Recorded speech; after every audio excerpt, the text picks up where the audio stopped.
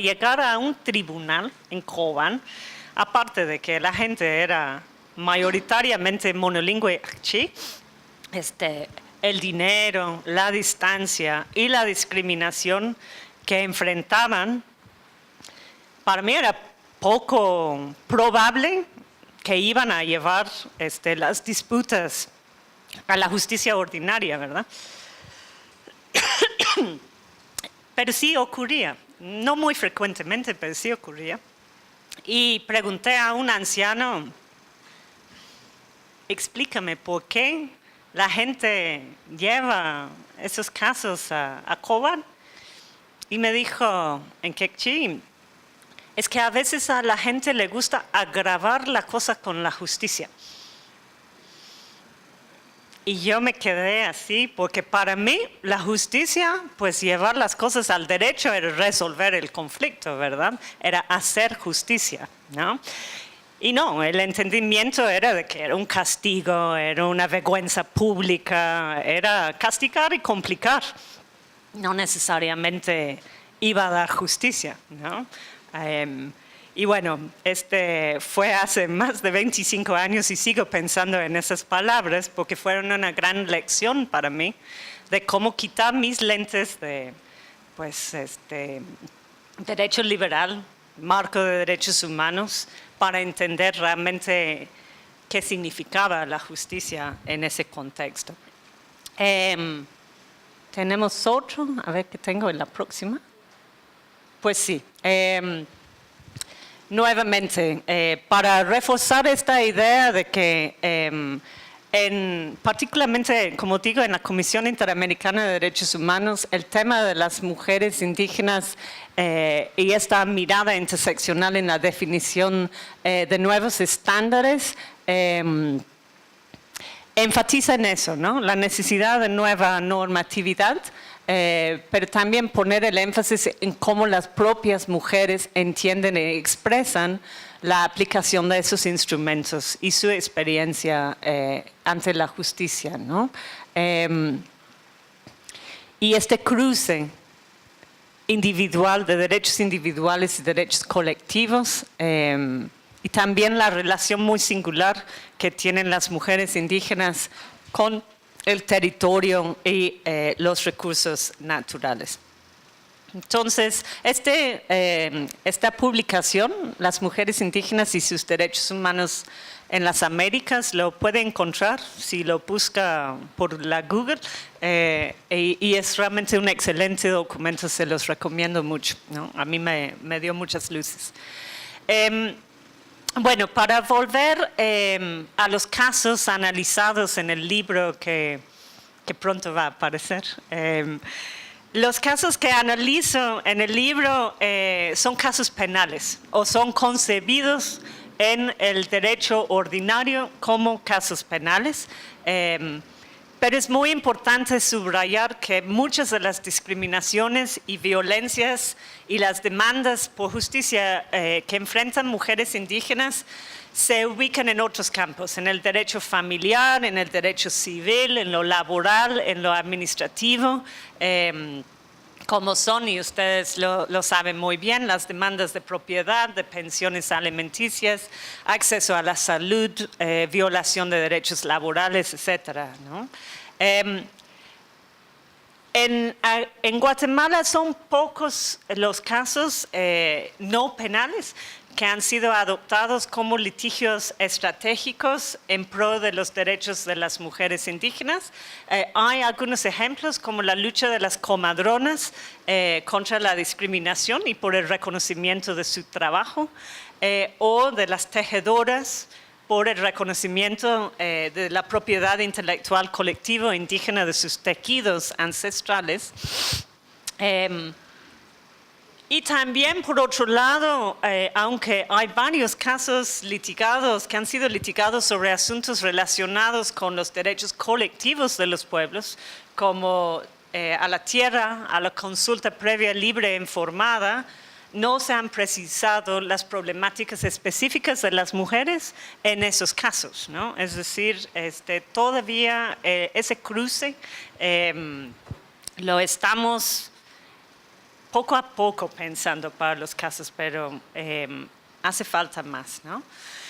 Entonces, las temáticas que se abordan en los 4 casos analizados, pues conocen, creo que todo el mundo muy bien, el caso de Sepulsarco, genocidio, esclavitud sexual durante la contrainsurgencia,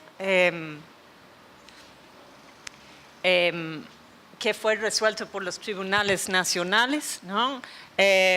También el caso de Comitancio, que fue un caso de violación de una menor por otro menor, MAM, resuelto por autoridades indígenas en San Marcos, ¿no? En Comitancio, San Marcos, caso que fue hasta la Corte Constitucional, que finalmente reconoció la jurisdicción indígena.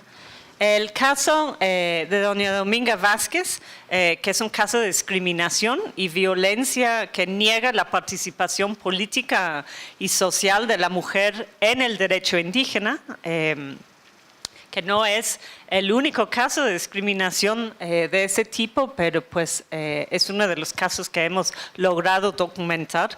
Y pues el caso de Samococh, vengo ahorita entrando desde Samococh porque va a audiencia ahora en mayo. Entonces, aquí la asociación está apoyando a las querellantes adhesivas, que son son 3 mujeres, 2 viudas y la mamá de un joven que fue muertos los 3. Y me han pedido apoyar con un peritaje para el caso, pero bueno, ese es un caso de violencia en un contexto de despojo territorial, porque pues tenía que ver con el caso de Monte Oliva, los bloqueos de carretera y criminalización de la protesta. Entonces, pues esos son los casos analizados. Se trata de violaciones de derechos humanos que son perpetrados directamente contra mujeres indígenas y sus familias y sus comunidades y sus pueblos, ¿no? Son casos que han sido impulsados por mujeres y sus aliados, principalmente organizaciones de la sociedad civil, pero también agentes claves dentro del aparato de justicia estatal. Y tengo que decir, en los años que tengo de trabajar sobre temas de acceso de justicia para mujeres indígenas, el papel que ha jugado la PDH en distintos departamentos del país ha sido clave para apoyar algunos de los casos más importantes, ¿no? En los casos de Sepur y de Samococh, pues los responsables de las violaciones son agentes del Estado. Y en los casos de Comitancio y de Dominga Vázquez, pues los responsables son individuos privados, ¿no? No es el Estado. Y en esos 2 casos, los de Dominga y Comitancio, la competencia o la jurisdicción para juzgar y resarcir los hechos de violencia resulta un elemento central. Entonces, ahí el tema del pluralismo jurídico, en qué ámbito, ¿no? Se debe de resolver, cómo se puede lograr una eficaz coordinación entre los sistemas, protegiendo siempre los derechos de los pueblos a su jurisdicción propia, a su propio derecho a ejercer sus formas de justicia, pero también protegiendo los derechos de las mujeres.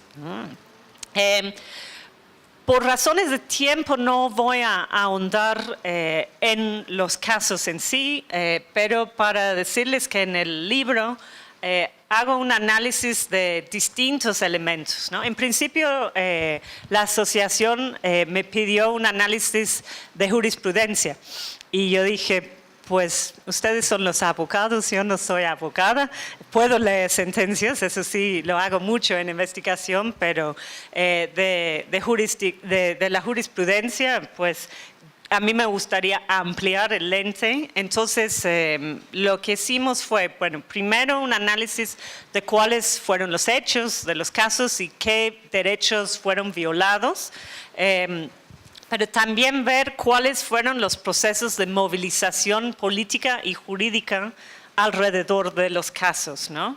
Que es muy importante porque hay argumentos legales y analizamos los argumentos legales, pero también es clave cómo en el discurso político, en el acompañamiento, se nombran los hechos, ¿no? ¿Qué es un agravio, ¿no? Por ejemplo, un agravio como una violación es entendido como un agravio individual contra el cuerpo de la mujer solamente, o también es entendido como un agravio colectivo en contra de un pueblo, ¿no? Y pues ha sido clave eso en Guatemala, cómo poco a poco se ha logrado cambiar la manera de entender algo que parece pues tan individual como una violación sexual, que sí lo es, pero también tiene una dimensión colectiva clara, ¿no? Y pues tenemos algunos casos también ante la Corte Interamericana de Derechos Humanos que reconocen eso. Una colega mía, Aida Hernández, ofreció un peritaje en el caso de Inés Fernández, una mujer MEPA de Guerrero, que fue violada por soldados del ejército mexicano en el marco de la guerra contra el narco, y pues finalmente el caso fue a la Corte Interamericana en el 2015 y es la primera sentencia de la Corte donde reconoce la violación, fue un daño individual pero también colectivo, ¿no? Contra toda la comunidad. Así como algunos de los argumentos que conocemos del caso de Sepur Zarco se está empezando a ver en la jurisprudencia interamericana. Entonces, bueno, analizamos los hechos, los derechos violados, las estrategias de movilización política y jurídica, qué argumentos en el caso, también cuáles fueron los aportes de los peritajes antropológicos y de otro tipo. Sepur Zarco creo que batió el récord para el número de peritajes, creo que fueron 17 o 18 peritajes que se ofrecieron, pero fueron muy importantes. También reviso si hay sentencias y la jurisprudencia establecida y qué medidas de reparación se establecieron, ¿no? Lo que no hacemos en el libro es analizar pues, cómo ha sido el seguimiento de esas medidas de reparación, pero también es un tema fundamental. Aunque podemos ver la sentencia de Sepur Zarco y decir que es una sentencia súper importante, y en reparaciones es muy importante, pero tengo entendido que ahí estamos todavía esperando que las reparaciones lleguen a las víctimas, ¿no? Entonces, recurrir a los tribunales, ya sean tribunales estatales o sean los foros de la justicia indígena, comunitaria, es solo una parte del rompecabezas de cómo mejorar el acceso a la justicia para mujeres indígenas, pero es una parte crucial. ¿Qué se puede hacer la próxima mediante eso? Mediante lo que podíamos entender como la judicialización o tal vez la juridificación, pues sanciones a los agresores, ¿no? Dices a la comunidad que cierto tipo de conducta no es aceptable, ¿no? Es grave. También pues puedes revelar los entrecruces que existen entre las violaciones y violencias que se consideran como privados y los ámbitos públicos. Y también ese entrecruce entre lo individual y lo colectivo, ¿no? Y también ampliar y mejorar las intervenciones para proteger a las víctimas y resarcir sus situaciones, ¿no? Para ir concluyendo, ciertamente para la inmensa mayoría de mujeres indígenas en Guatemala, siguen siendo negados sus derechos, el respeto para sus derechos como individuos, como mujeres, como colectivos, y el peso del racismo estructural sigue siendo la norma. Pero como muestran los casos que analizamos en esta publicación, las mujeres y las organizaciones que las acompañan han desafiado, han cuestionado ese sistema colonial patriarcal del Estado y de la sociedad en su conjunto, que desgraciadamente y lastimosamente sigue tratando a mujeres y hombres indígenas como seres despojables y desechables. Garantizar el acceso a las formas de justicia adecuadas para mujeres indígenas implica múltiples retos, ¿no?